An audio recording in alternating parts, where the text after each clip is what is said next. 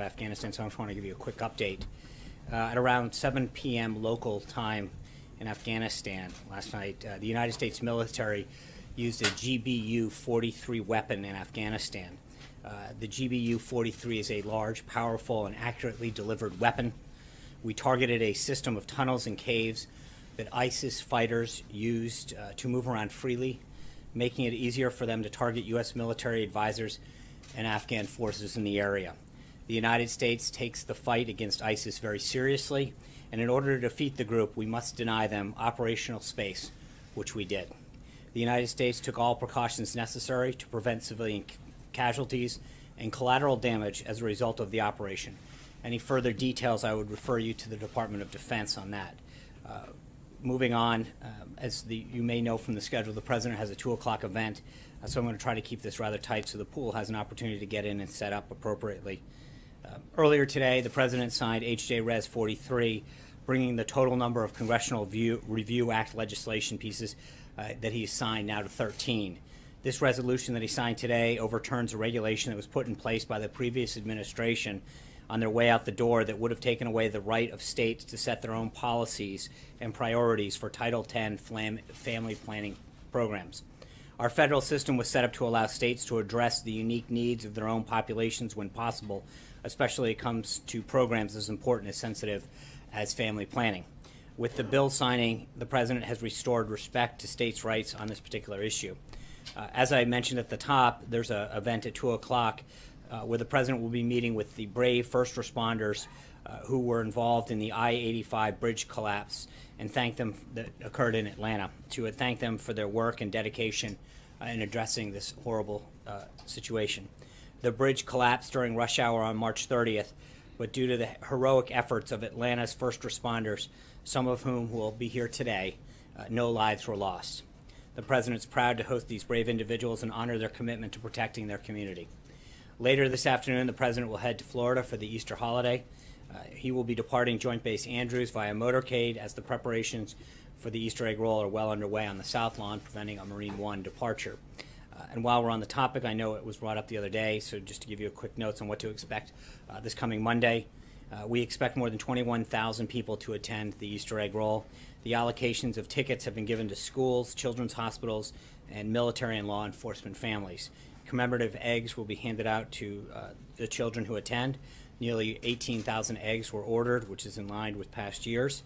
The event will start at 7:30 with different groups of guests arriving every 2 hours to ensure that all the children have an opportunity to participate in more than a dozen activities that will be available. Further logistics and guidance will be provided over the weekend.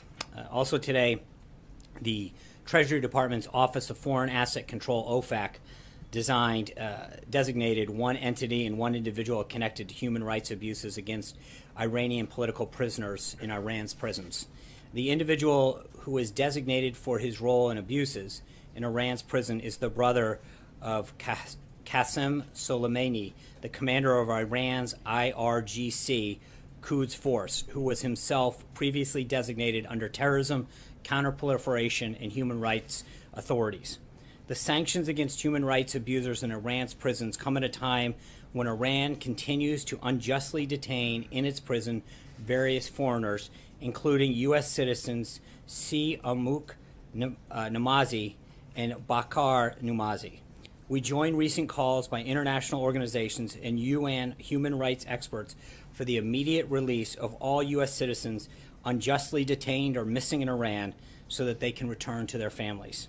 OFAC also designated 2 ISIS financial facilitators as ISIS supporter in North Africa, continuing our ongoing effort to disrupt key leadership nodes for the group. Moving on, over the past few days, the President and members of the Cabinet have held many meetings and discussions with their international counterparts about the significant foreign policy challenges facing our world. Yesterday, you heard from the President himself alongside NATO Secretary General about the need for a strong funded alliance to combat terrorism, the humanitarian crisis ongoing in Syria, and many other serious threats to our collective safety and security.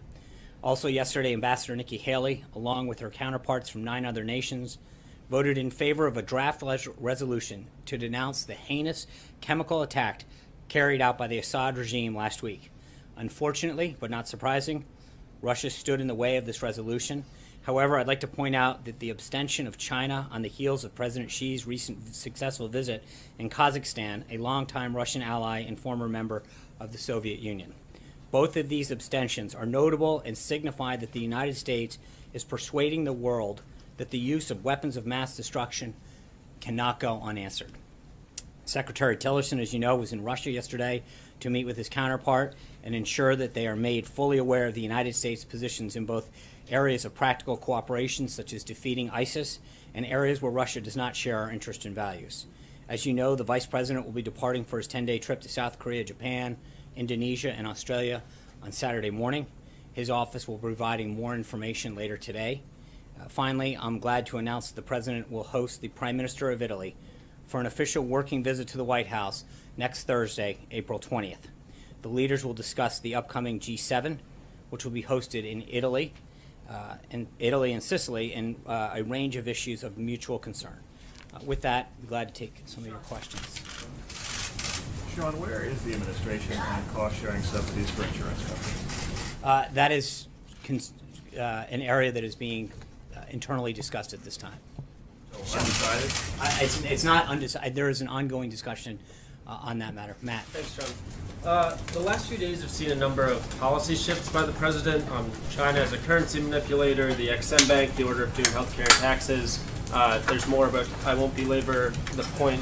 What should the American people make of these shifts, and are there any policy areas that are non-negotiable? Well, I think, respectfully, I think you can look at what you're referring to as a shift in a lot of ways, and by that I mean I saw a couple instances with respect to NATO being one of those shifts yesterday, and if you look at what's happened, it's those entities or individuals in some cases or issues evolving towards the president's position. And NATO in particular, he talked about the need of countries to pay their fair share, to live up to their commitments of 2% of GDP. He talked about the need for NATO to focus more on terrorism. NATO has done just that.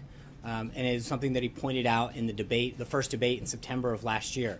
He talked about the fact that that NATO is moving towards what he has been calling for. And I think in some cases, the issues evolve, that it's not just a clear and fast statement that that the entity itself is moving towards his, or the issue is evolving towards the position that he articulated, and that can't be proven more true in the case of NATO, where he laid out two very clear positions that he had an issue with NATO, and as far back as September of last year, started to recognize that that institution was moving much more towards his position. Secretary General noted that as well yesterday. Just a quick follow-up, if I may. The XM Bank is another one. That's an institution that hasn't changed at all. So I'm wondering, on some of these other policy shifts where you haven't seen the type of change you're talking about with NATO, what should we make of those kinds of shifts? And again, are there any policy areas that are non-negotiable, that are off limits? Well, there's always going to be. I think that there's going to be areas where I think, again, it depends on the outcome. In the case of NATO in particular, as I pointed out, it's the most illustrative. I think you look at the president's position, where he wanted to see NATO in particular evolve to, and it's moving exactly in the direction that he said it was in terms of its goals of increasing the amount of participation from other member countries, and two, is having a greater focus on terrorism, something that was reinforced by the Secretary General himself when he was here. I think when you look at these issues and you recognize the direction in which they're moving in a direction that the President stated very clearly. John. Thank you, Sean. On the GBU-43 bomb, Yeah. the first time it's ever been used, why did you choose this particular location? And would you say that this bomb won't be used again in another flashpoint around the world, like Syria, like North Korea, for instance? Yeah, as I noted at the beginning, John, I would refer you to the Department of Defense on the specifics. On a separate matter, you mentioned what you see as a win at the UN Security Council. Right. I'm curious as to why you believe this is a win. After all, this particular resolution did not pass. Right. You look at what's happened at the UN Security Council in the past, for instance, the Security Council resolution, which gave the green light for the Persian Gulf War, you actually had all 5 permanent members of the UN Security Council voting yes. So why are you saying this is a win when not all 5 permanent members of the Security Council actually voted yes? You had one, Russia, blocking it. Well, I think it's very significant China's abstention in particular. I think Kazakhstan's another one in terms of that one, in terms of its proximate location and history with Russia. You see a breakaway of Russia aligning itself with a position that is not only shared with the U.S. but the rest of the world. So that would be a natural position that they might have taken in the past. But secondly, I think China's abstention is a significant win for the president. He went down and had discussions with President Xi, and I think you all saw that, heard his remarks about how he walked through that, and I think it really shows the success of the trip, first and foremost, but secondly, it continues to show how Russia is isolated on this particular matter. That's important. So I think on a variety of fronts, it really was a huge win for the United States and for the persuasiveness of the president. John Gizzi. Thank you, Sean. In his remarks to us off camera, OMB Director Mulvaney talked about the vision of the federal government being reorganized as, in some cases, more agencies. And he said also that the final plan will come not just from right-wing think tanks, I believe that was his phrase, coupled with the president's statement on the XM Bank. Is he already receiving any criticism or voices of disappointment from small government conservatives who backed him strongly? I refer to groups such as Americans for Tax Reform or the Cato Institute. Well, I can't say that I've scanned every group's statements about this particular subject, but I can tell you that he's gotten a lot of very positive feedback, as well as Director Mulvaney, for their effort. As the director noted, you have a government that in large part has never been reorganized. It's just been added to. And when you look at the disparate number of agencies and programs that now flow throughout the government to do, in some cases, the very same thing, and are housed in a variety of agencies throughout the government, the question that you have to ask yourself is not only is the taxpayer getting the best bang for their buck, but are the people that those services are intended to be provided for getting the best services? So Director Mulvaney's effort at the president's direction to really look at how government is organized and operating, I think, is a very significant step. And I think one of the points that he noted is that this is something that should unite conservatives and liberals and Republicans and Democrats. Good government, an effective, efficient government, is something that really doesn't have an ideological home. I think it's something that we all can agree on, that the more that we can effectively deliver for the American citizen and deliver for the American taxpayer, effective and efficient government is something that we should all probably be in line with. Richard. Thank you, Sean.